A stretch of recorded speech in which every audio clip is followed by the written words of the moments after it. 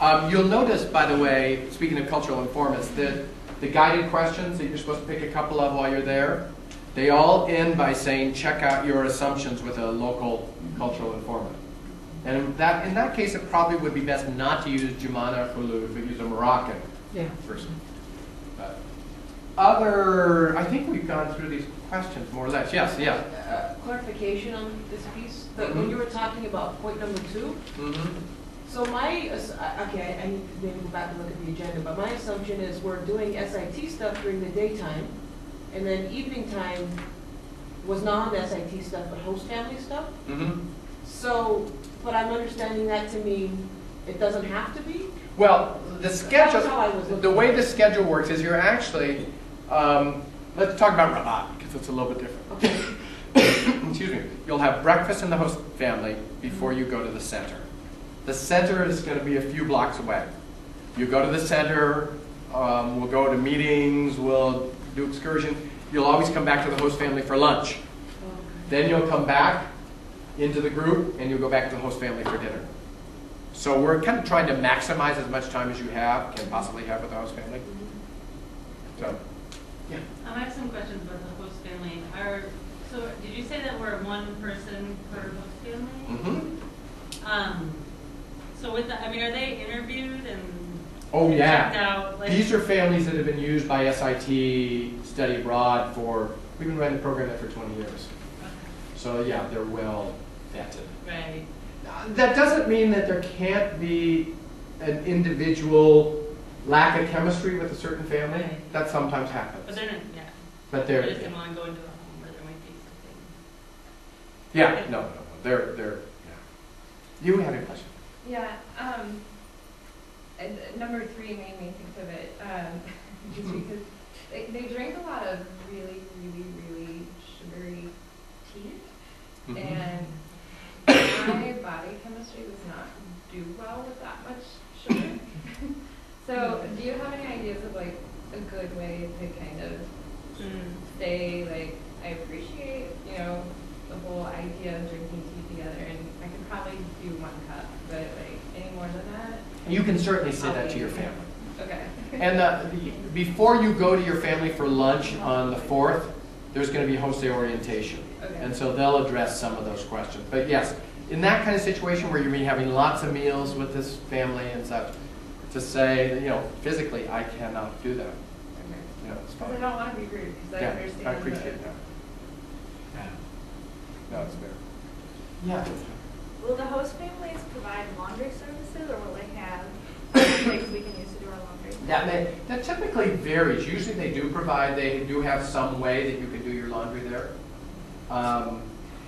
What some students have done in the past, and we'll double check, let me write this down, we'll double check this, but is they share information about a local place to take your stuff to, which is, there was, for example, in Nicaragua, there was a woman who everybody was trying to support. Lived on her own, very small income. Everybody took their laundry to her, and she did it and stuff like that. So I'll double check it. Well, I know you can buy like little packets of Folite that I always take when I travel, just to like do my underwear in the sink or something. Like, you can buy like individual. Yeah. I don't know. I take Dr. Bronner's everywhere. Yeah. But yeah. Other questions?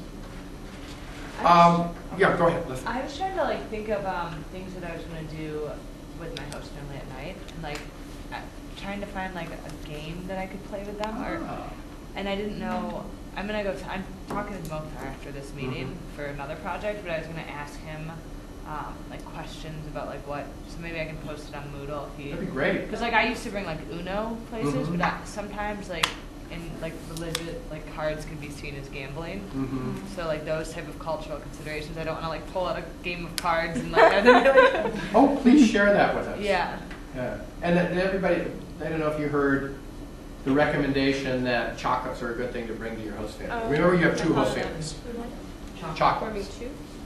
Well, you have the one in Rabat, and you have one in the rural village. Yeah.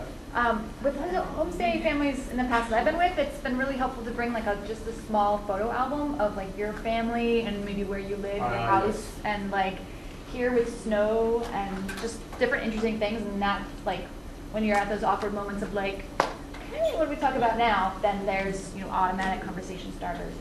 If you speak the language. Yeah, but you can always be like, this is you can point to the people, like, this is my family, Yeah. my house. You can draw a family tree. I've seen people.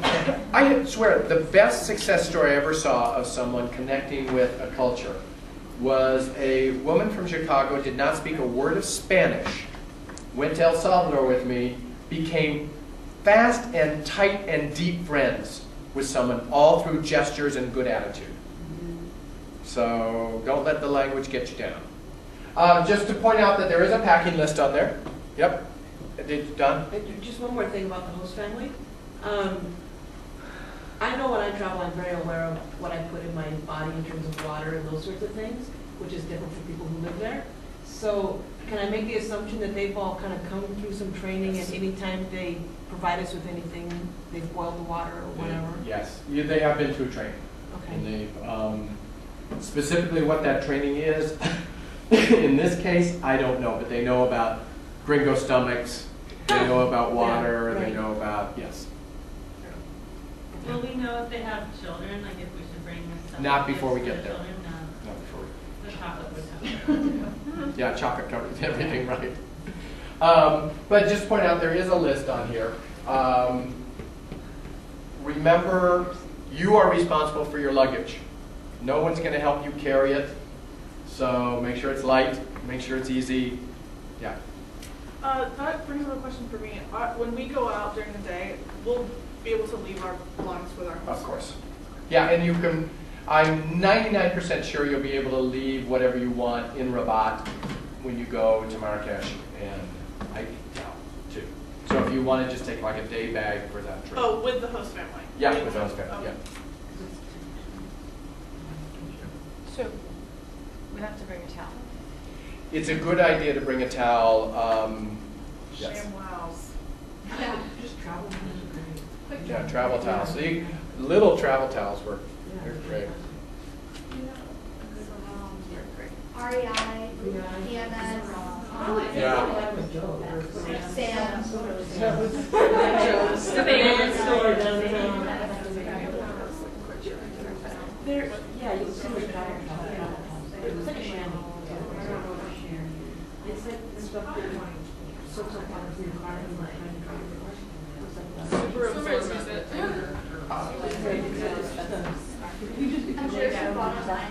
Just to mention again, there's an itinerary up there. I will try to date it when I change it. And what I've not done in here is put times, because we're still sort of negotiating about some of those. This gives you sort of the general overall picture. Are we going to be able to walk from our host family? You're going to be walking everywhere. Good. It's all walking everywhere. Yeah. Do we need any clothing that's like maybe more dressy than travel clothing? You're not, we're not having any sort of receptions. It's just a matter of going to the center, but you're a student. You're expected to be a student there. We're having one NGO briefing at the center.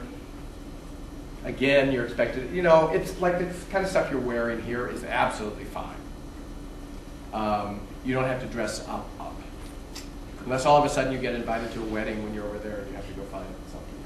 But definitely, I think like going into a mosque, you don't want to be, because I think of like what I sometimes could wear traveling, and like I definitely like don't think we want to have like pants with holes in them. Or Yeah, but Morocco's different than a lot of Islamic countries. That you aren't allowed in a mosque in Morocco Okay. unless you're Muslim. Oh, okay. Oh, really? Yeah, in Morocco, that's the general principle. I think there's one that you're allowed in. Casablanca has that. There's one you're allowed in. Yeah, You have to pay fees. yeah, sort of. But Interesting. yeah, Scratch that. so.